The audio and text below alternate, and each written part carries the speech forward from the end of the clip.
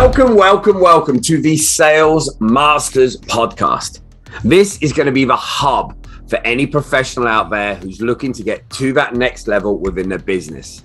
Not only are they going to be dropping tips, but bringing in the absolute titans of industry, big names out there, like the people like David Meltzer, leaders of their industry. We're going to share with you exactly how they got there, the problems they faced, how they overcome it, so you can use them within your business.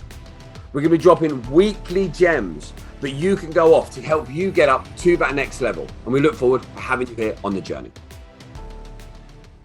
Today on the Sales Masters podcast, we've got the amazing Brian Bogert. We've just been having a great chat and I've just nearly got off on a whole tangent and done a podcast conversation without us actually being in. Welcome, Brian. I'm happy to be here, brother. Thanks for coming on. So I was looking on there before.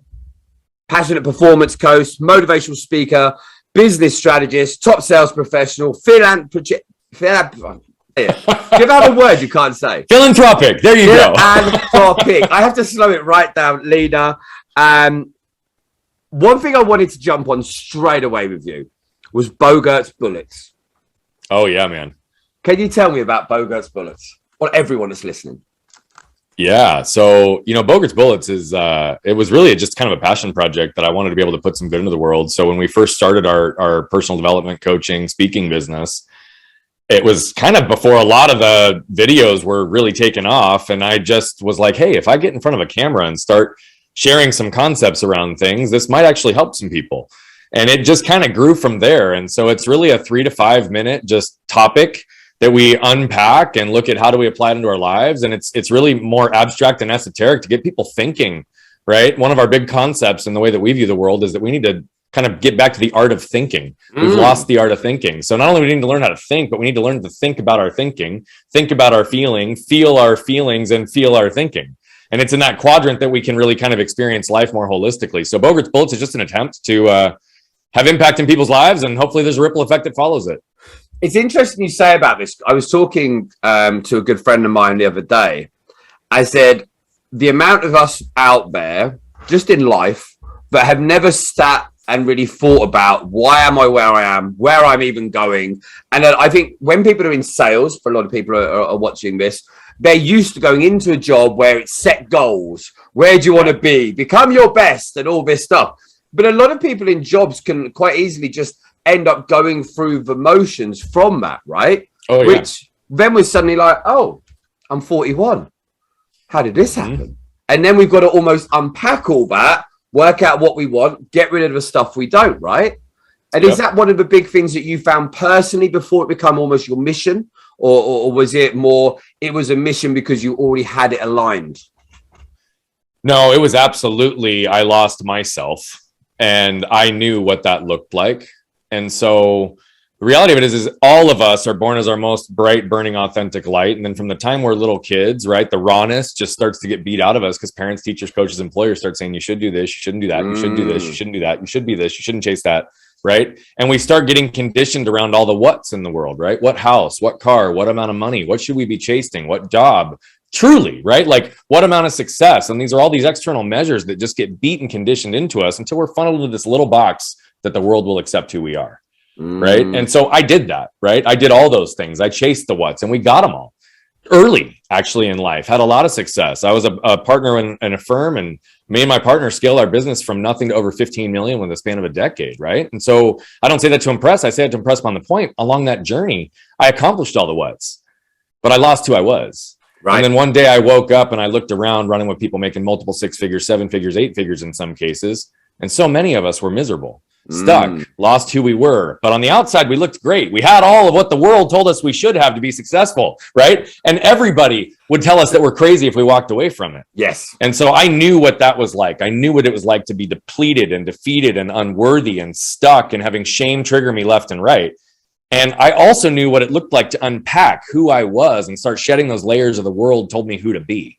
And once I started to align with who I was, then all the what's in my world became a manifestation of who I was versus chasing the what's and losing who I was. So it becomes much more powerful. So it's one of our core concepts. It's who before what. It's not that what's not important. It absolutely is. But if we lead with who, we will always have the greatest what's in alignment. If we lead with what, it's likely we're going to lose who we are, and we're also going to lose who we want to do this with and who we're doing this for. With that in mind as well, we talk about this, especially with sales and sales professionals and people in business and goals. We're all very much guilty of setting those goals, and they're the materialistic goals. The sports car, the Rolex, this big flashy holiday. But if we don't have the who beforehand, it's why everyone gets that buyer's remorse, right? We go and pick up a new car and I can't wait. And they're like, oh, what have I done? And there's no who behind it, right? That's 100%. I mean, it's the same thing with even amounts of money that people seek. It's like, oh, if I just ever make 50 grand, I will have made it. If I get to 100 grand, I will have made it. Right? If I get to 250 grand, I will have made it. All my problems will go away, right? If I get that car, if I get that house, I will have made it. Right? But it's always empty if you don't start with who. So you can literally move down that path, but how many people chase the what and they get it? And to your point, it doesn't really give them any kind of satisfaction. It's fun. And by the way, I want to be very clear. I in no way vilify making a fuck ton of money and chasing really nice things, right? No, exactly. I am all for that, right? But what I'm suggesting is don't do it just for the sake of money, and don't do it just for the sake of what. Understand who you are before you go down there, because then all the what's, again, are a manifestation of who you are. They're more powerful. And guess what? They're sustainable because they're actually in alignment with who you are. And so when all those things take place, we get to move faster through life with less effort. And it's just amazing that when we start with who as well, not only do we get the what's, but we also get these things called joy, freedom, and fulfillment that we get to have holistically in our lives. So it's just a more holistic way to live, I believe. And I really like what you say with that, because I don't know about yourself, but there was a stage in my life when people talk about joy and fulfillment. And I was like, oh, shut up. I'm happy. Have the loudest part of my voice. I'm really happy. Look at me. I'm having the best time. But I had a breakdown years ago and lost everything. And it's only when you rebuild back from zero and you get to build a life that you want, based around what you want. You've had the stuff. You were like, didn't really need half of that stuff. And then you work around the idea of giving to other people, building, like you said, we were talking earlier, community, doing things for other people. And there's that giving concept, which is such an overlooked part of life for a lot of people, right? I was guilty of that, which I'm sure you probably had the same thing. Or have you always been very much community and giving based? Yeah, so I would tell you that for most of my professional life, adult professional life, I've been very focused in the community. My wife and I have had this concept of giving until it hurts for a long time. So no matter how much money we've made, we have always wanted to give at a level that we felt it, meaning it was going to be meaningful for us. Yeah. So it is a concept that we started doing for a very, very long time. Now, here's what I didn't learn for a long time. I didn't learn how to effectively receive, right? And it's something that I'm actually still working on. And so what's interesting is I've had a give mentality for my entire career, and it has worked. And it has come full circle, and there have been connections, but they're more dotted lines versus direct correlated lines, which is okay. But I find that the more I give, the more I actually have the opportunity to get. And so when I say receive, it's that I haven't opened myself up to actually ask for help, right? When I built my career the first time, when I chased the what's, I had to prove to the world and prove to myself that I could do it without any help. And I'm in a place now where when I had the opportunity, I didn't crash and burn. I actually decided to execute my buy, sell, and exit that business, to start from ground zero, to go chase a dream on the impact that we think we could have. I had to embrace the pains required to understand my shame, my fear, the things that were keeping me stuck, to put myself in a position to avoid suffering of not ever knowing the potential that I could have or the impact that I could chase. But the reality of it is that was one of the biggest things that I've always had a motivation around, is I've always wanted to make more money so I could give more. Okay. And I don't mean that just in terms of money. I like to give in terms of time, energy, resources. And I believe that when we open ourselves to give holistically, we truly have the ability to receive if we allow ourselves to as well. We were talking about David Meltzer not that long ago, and he was one of the people that pointed it out to me. I was talking with him maybe about a year ago, and I said, brother, man, like, what's going on? Like, if there was one blind spot that you saw I could have, what would it be? And he goes, you suck at asking for help. And I was like, whoa. And he said, no, seriously. He said, if it's to benefit other people, you will ask anything and move mountains. But if you perceive it's going to benefit you, you all of a sudden stop asking. And so I said, wait, give me an understanding. He goes, Brian, all I know about you, everything and how you operate, the more you receive, the more you're going to give. So anything that's going to benefit you is going to also benefit the people you choose to impact, because the way you live your life. So at some point, you've got to actually surrender to the fact that you've got to receive to be able to fulfill your ability to give. Because in some cases, I gave beyond my ability to do so. Okay. Just because it was how I was wired. But I think for salespeople in general, since that's who's listening, think about actually aligning with organizations that you care about impacting versus just going to sit on boards for the sake of networking, for the sake of having the credibility of sitting there. When you invest through a period of time when people can see who you are, the impact that you chase, not just what you want from that organization or what you want from the other board members, but how do you choose to impact the community? All of a sudden, you've got people clamoring at your door to be a leader in the community, and your doors start to open in a way that you've got sales in an abundant way that you haven't measured before. That was how I built my career. And so it's something that I just genuinely believe is really important for a lot of us to pay attention to. Because again, if we can give, we can receive, and it's about creating that complete circle that allows us, again, to live more holistically. I love that.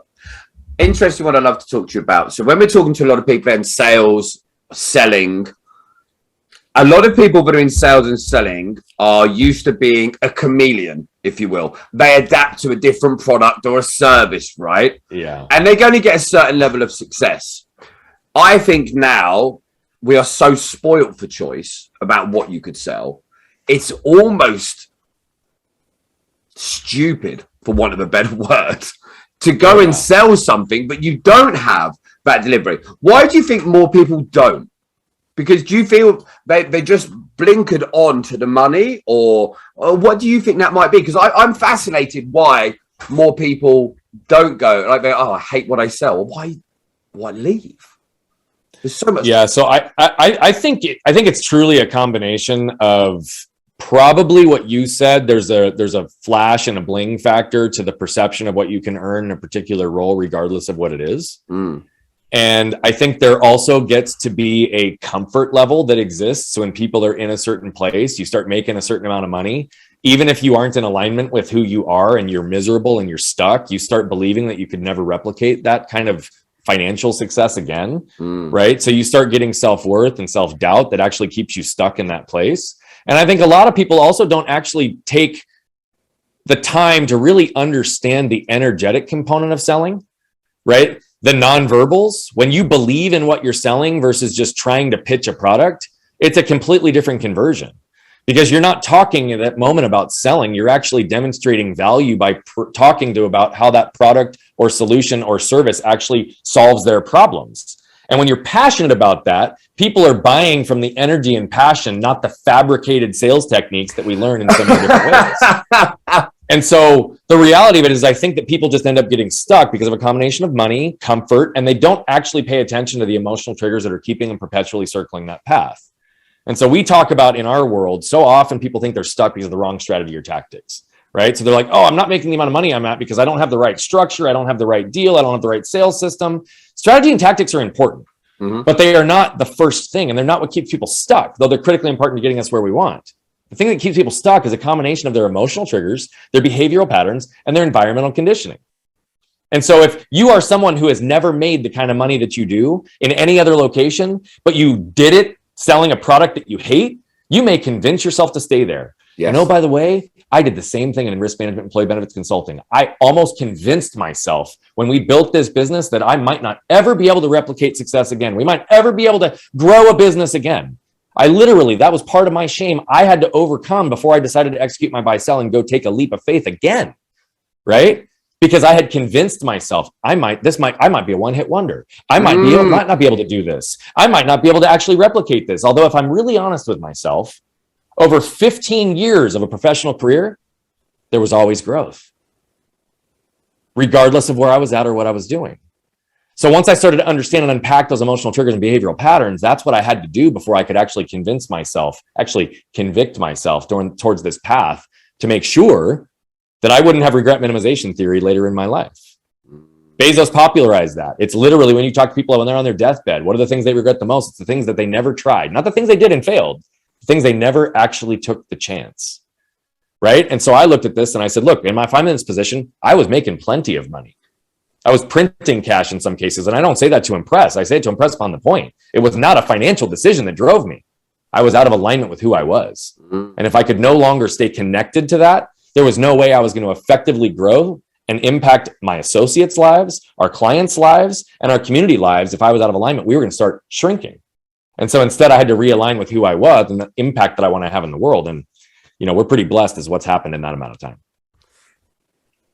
Do you know one thing I'd love to touch on with this? I had a list of like 50 questions, haven't even touched on a single one yet, which I quite like. It's always a sign of a good conversation. For a lot of people that are in business or in sales, they have to go through a strategy and a process to know what to do. Because their focus is on the what, the goal, the product. The more you talk, the more it resonates with me and it really hits hard. But because you know yourself so well now, you know every dark corner of you. And I think a lot of people don't, do they? A lot of people don't. They know the light they try to shine on people to tell them who they are. And because you're only trying to work between it in the spotlight, not in the shadows, because the shadows are everywhere, we're almost fearful of those shadows, aren't we? Am I a one-hit wonder? I've earned more money than I ever thought I would. Crap, could I ever even do that again? And 101 other shadows that are out there. So what's the big step? Was there one point where you got a real alignment where you go, this was a big turning point and this is what I did? Was it a gradual process? How did that work for you? Yeah, so the reality of it is I've had multiple of those in my life. One of my core philosophies is this idea of embracing pain to avoid suffering. And so when you talk about finding all the dark spots in my world, I definitely want to uncover every rock and find every blind spot. And the thing is I still have them. And I've been searching vigilantly for years. And I think I've done a pretty effective job of unrooting a lot of them. But, when I look at some really pivotal moments, I will tell you that one really big push is what led me down this transition. Okay. Right. I had some health issues that took place a few years back, and I won't bore you with the details. I mean, again, I've got a lot of health stuff in my past. I know that you know that because you've spent some time looking up some things. But in this particular case, it was I was getting absolute fatigue, cognitive dysfunction, brain fog, and if you can't tell, I rely heavily on my intellect, right, and my energy, and so they're a huge part of my identity. And so I had to really kind of reclaim who I was through that period when I got back and I figured out what it was, got into treatment, started feeling better, but it embedded this trigger again in me, this pattern in me that I didn't even see for a couple of years. Then July of 2019, my wife and I go away. And we have one of those weekends, man, that mentally, emotionally, physically, and spiritually, like we were one, like we were just bonded. And as we're driving back to pick up our kids, she leans over and says, "Hey, honey, how would you feel if you didn't have to go to the office on Monday morning?" And I was like flooded with fear, drowning in my doubts, swirling in my shame and sorrows, like instantly. And I looked at her, I was like, "Whoa, babe, that's a pretty loaded question. Why don't you tell me more?" And she went on to explain. She said, "I think you allowed this last health scare to allow fear to enter into your world in a way I've never seen you operate. I think you've convinced yourself that we need the money, the status, the prestige, the stability of everything that we've built." She said, "But I also think that every day you spend in risk management and employee benefits consulting, you die a little bit inside and you refuse to see it." And she said, "What we need is 100% of you, not a paled version of you. And right now we don't have you because you're losing who you are." She said, "I know that the more time you've spent in coaching and speaking, because at this point we've been running both businesses side by side for 5 years." She said, "I see a little bit of a different light in you." And she said, "And I know that you're not even scratching the surface of your potential, nor do I believe you're having near the impact on the world that you want and you're capable of." So she said, "We took a major bet on you once. What if we double down on that bet and go chase this next one?" Right? It's not lost on me the courage it took for me to have my wife come literally unroot potentially our whole life, our whole stability, the things that I was afraid of losing, right? The scarcity that I was starting to operate within, because the more I had, the more I had to lose. And I hadn't actually shifted the perspective that it wasn't about what I can gain or lose. It's about what do I stay attached to keep me growing. I was dying a little bit inside. So this turning point was this conversation from my most trusted relationship, my most intimate relationship. And what she was trying to do was to make sure that I could see myself the way she saw me. And so that nudge, that push, that leap, right, put me into action. And I had to unpack over the course of the next 4 to 6 months, what were the things that were actually keeping me swirling in that fear? What was keeping me from moving forward? And I had to vigilantly go through that process because I owed that to my wife for the challenge she gave me. It was 3 months later, literally, that I communicated with my business partners and the CEO of our firm at that time that I was executing my buy sell at the end of that fiscal year. And so I put the wheels in motion over the course of the next 10 months to lay the foundation to set us up for success here and exit at my best. I had my best year ever. The year that I left, I doubled my book of business in 1 year. 15 years in the industry and doubled in the last year, which if that doesn't support the idea of being detached, I don't know what does, right? I was detached from any particular outcome, and I had more success and more sales in that one entity than I'd had in 15 years combined. Think about that. So when I really started to move into this place, it was that moment, it was that push that really gave me the ability to look and say, look, I don't want my kids to ever hit the easy button just because it's sitting right in front of them, right? The amount of money that I was making, the security, the stability, we were growing this business organically, double digits every single year with no sign of stopping, right? I was set, truly. And my wife said, hey, you're set, but you're dying. Why don't we take a different chance? And I don't want my kids to see me hit the easy button. I want them to see me embrace the pain necessary to avoid the suffering of not ever becoming who I'm capable of being. There's a lot to be said about having a good person on your arm, a good partner in your life, right? It's not lost on me, man. Forever indebted to that woman. But this is the whole thing, right? When we throw so many big comments and statements and quotes around in this world, and we forget the difference that having someone, one, that has that input, that trust, that faith in you, but also that you have the faith and the trust in that person to fully take what they say. Because I imagine there's a lot of people out there, their partner would say something in less of an eloquent way, and they'd be like, what the hell are you on about? Because you've got to really trust. Wow. Makes you really think. Makes you really. You just gave me chills, brother. Hearing you repackage that just gave me chills. Makes you really think what would have happened. Well, potentially that conversation has changed. Well, but it has, hasn't it? That conversation, by having the right person in your corner that you trust and that they trust you to be so honest, has changed the trajectory of your generations of kids' lives.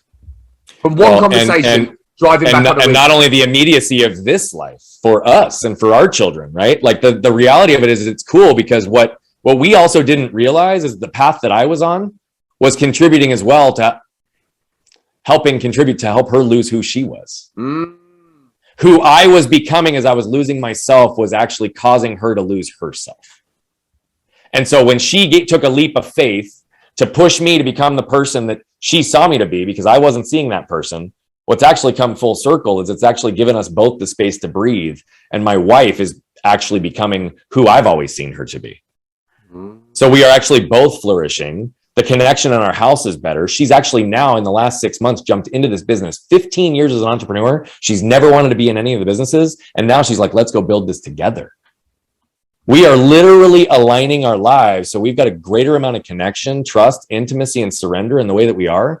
And as a result of her pushing me, it's given her the space to breathe. It's fascinating. Think about that. Yeah, it's powerful stuff. Because if anyone who's sat listening to this, watching this now, and you're thinking, well, would it work in my household? Makes you question it. Or it should at least make us question it. Because it's not just, we can talk about the husband and wife, but you can talk about this as business partners. You can talk about this. Same thing. It's exactly the same as you and your best mate.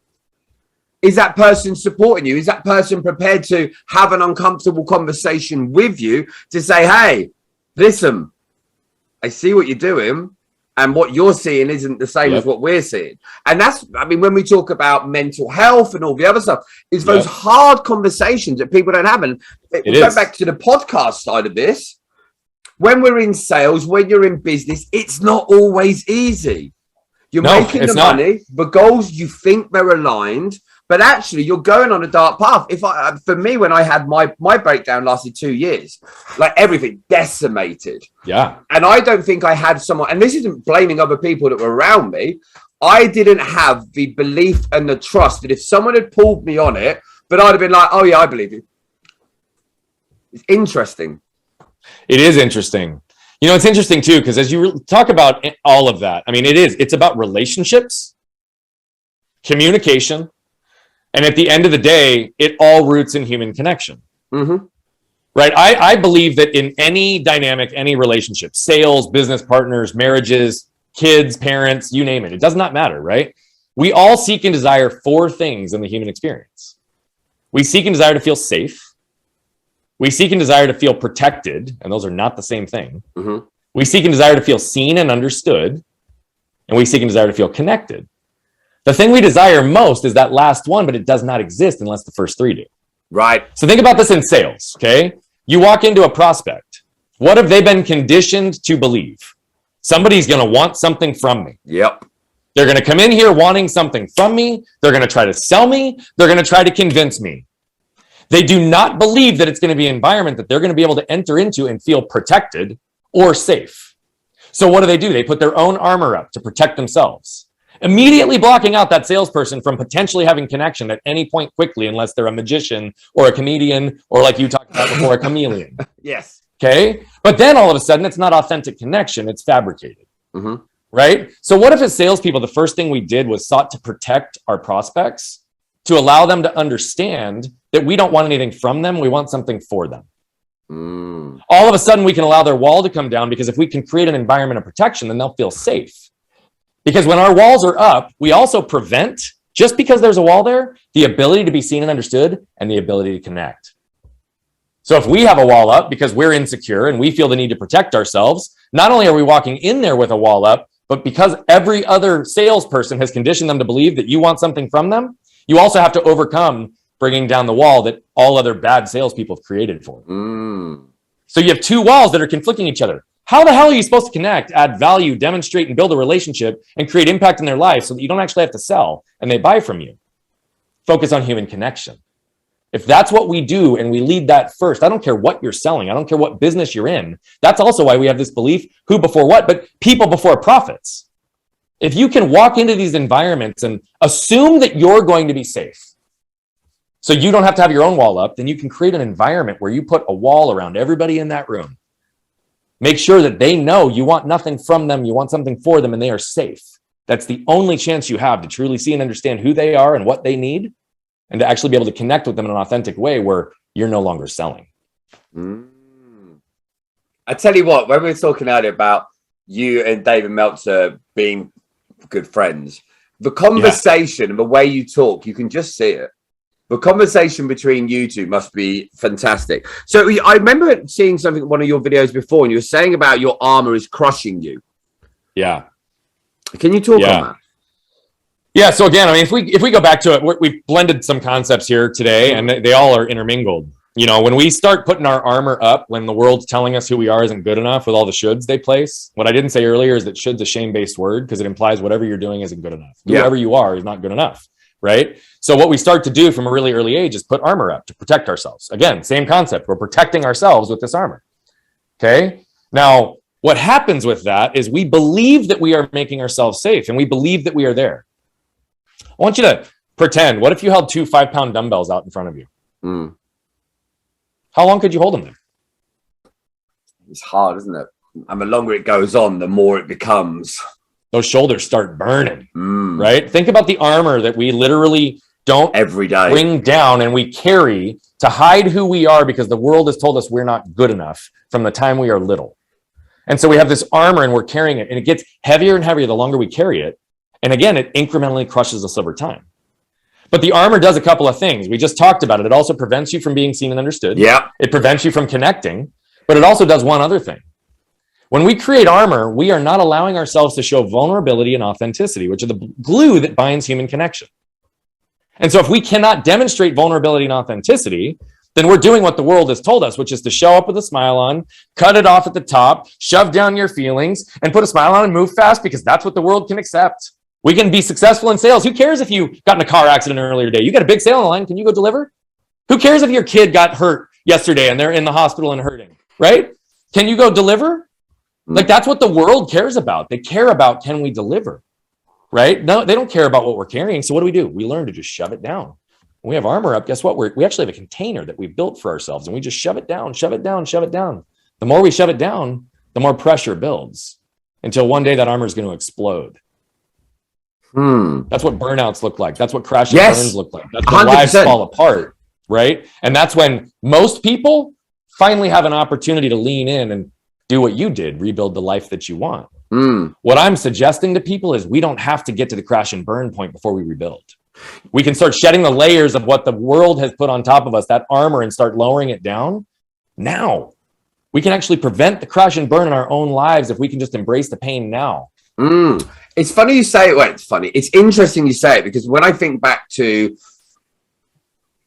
when I was at the stage after the breakdown and I rebuilt, my armor was gone. Of course it was. Everything was gone. And it was a really freeing element about it. Freeing.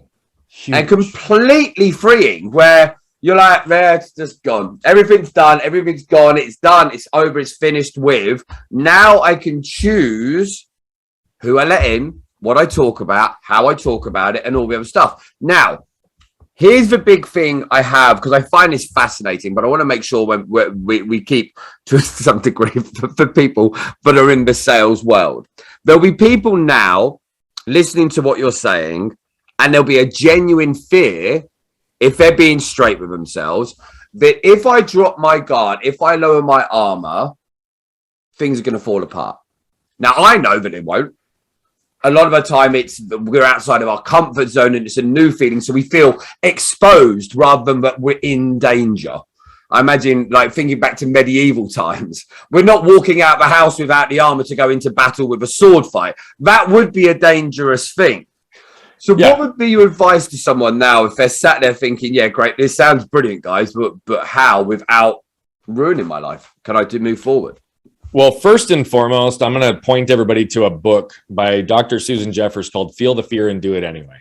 She outlines it in 3 levels of fear, which I think is one of the most beautiful things. And I'm going to mess up the first 2. The third one is the most important one. First one is level 1 fears. It's like those external fears, things that hit us, like financial loss, COVID, right? Job loss, those things that happen to us. Level 2 fears are those internal things, like the guilt, the shame, the fear, the scarcity, the internal mental and emotional health element. And then level 3 fears, the root of all fears, as she outlines it. It's really the answer to the question, can I handle it? Right? And her whole point is, if she points out that if you knew that you could handle anything that was thrown at you, any judgment, any hit, anything that would take place in your life, and that you'd be okay, that you could handle it, what would you actually have to fear? And so I guess I just want to give those salespeople a challenge, right? I want you to try in your next prospective or client meeting, I don't care which one, I just want you to try to show one layer deeper of who you are in terms of a vulnerability. Maybe give them something about your life. Maybe give them something about a struggle. Maybe give them something about a blind spot that you've recently discovered. Just something. You don't have to go super deep. You don't have to know all your traumas and all your inner secrets right out of the gate. Just share like something that's relatable from a human experience perspective. Something about you that's not just like why you have the greatest product to sell, right? Just something. And see the difference in where the conversation goes. And if just that one chance, and you can genuinely look at me and say, hey, I tried it, it didn't work. Well, then call me and let's chat.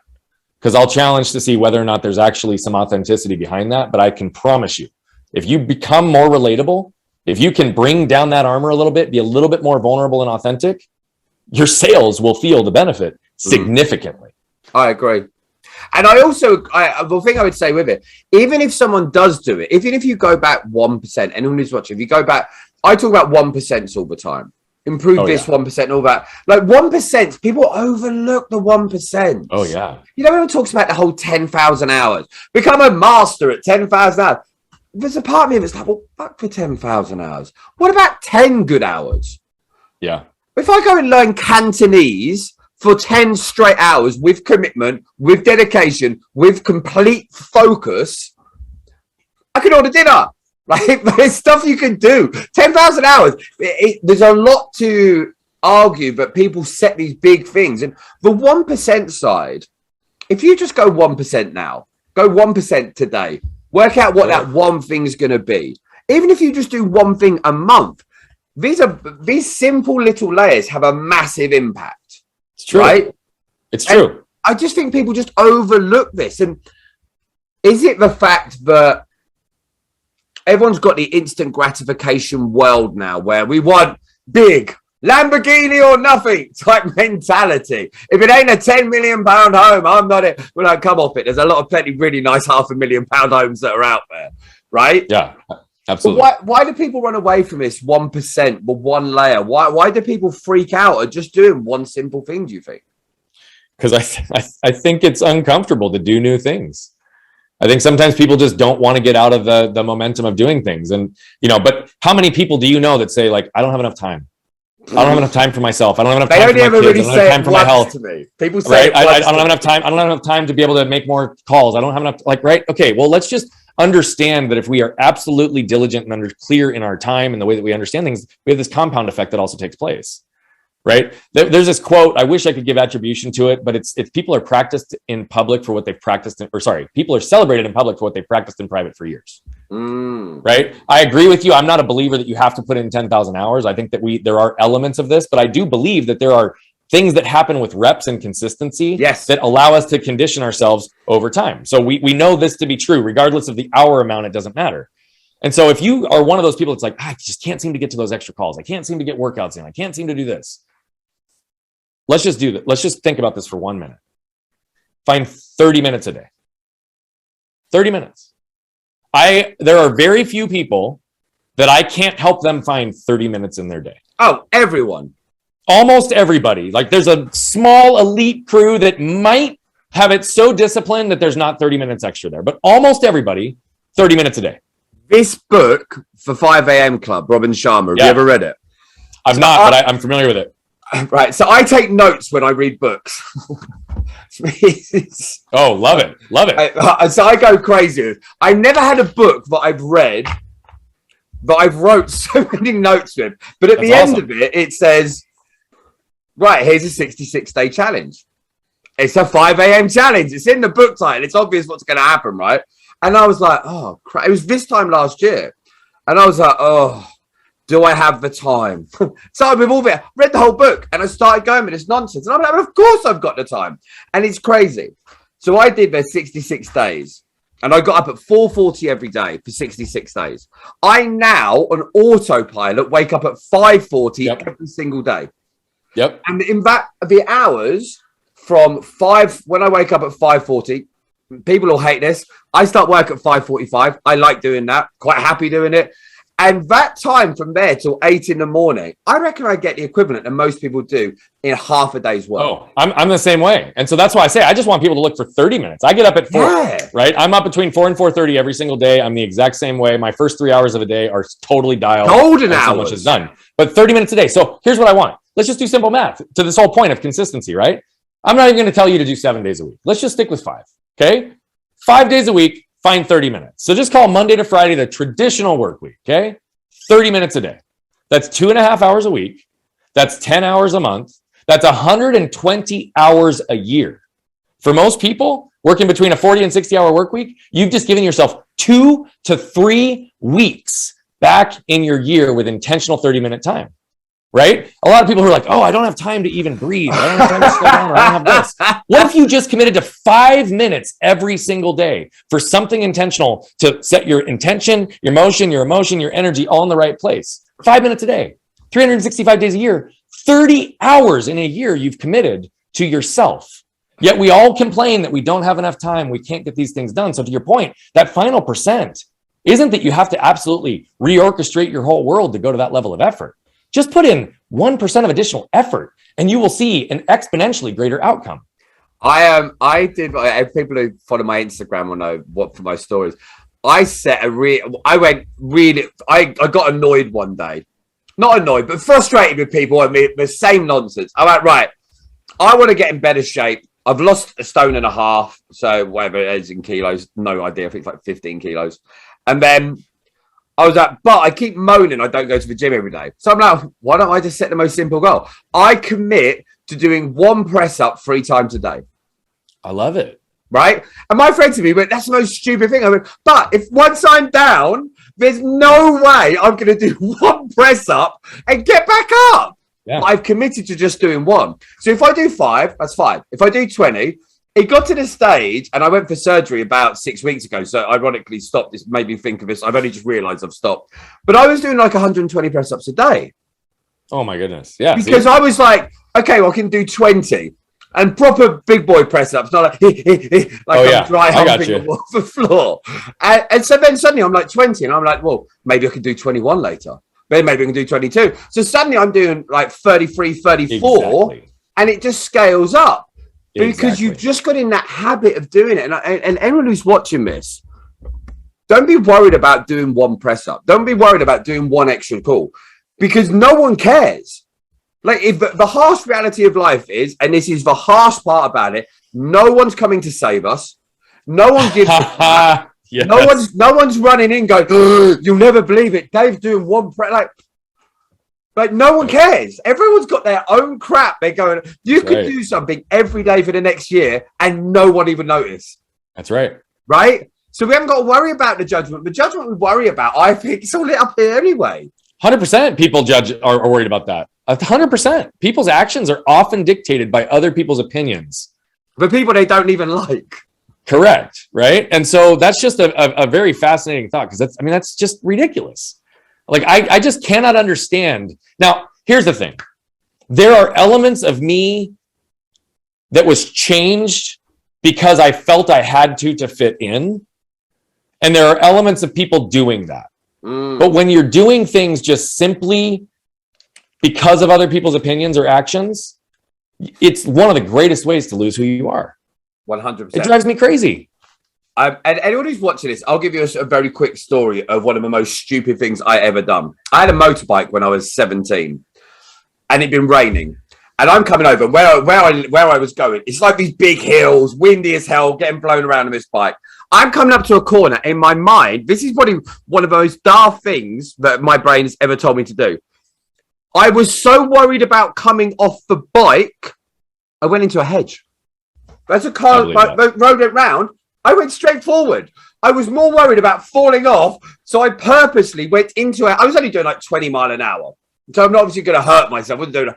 But the way our brain screws with us in a split second of fear or intimidation or any of this type of stuff, and anyone who's watching this, be aware of what's going on. Be aware of why we do stuff. Be aware of who we're trying to impress, because as we remember from the school days, the people we tried impressing at school, half of them turned out to be crackheads.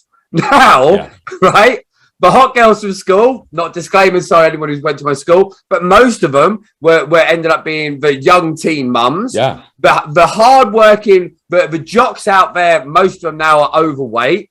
And most of them is the geeks that run the planet.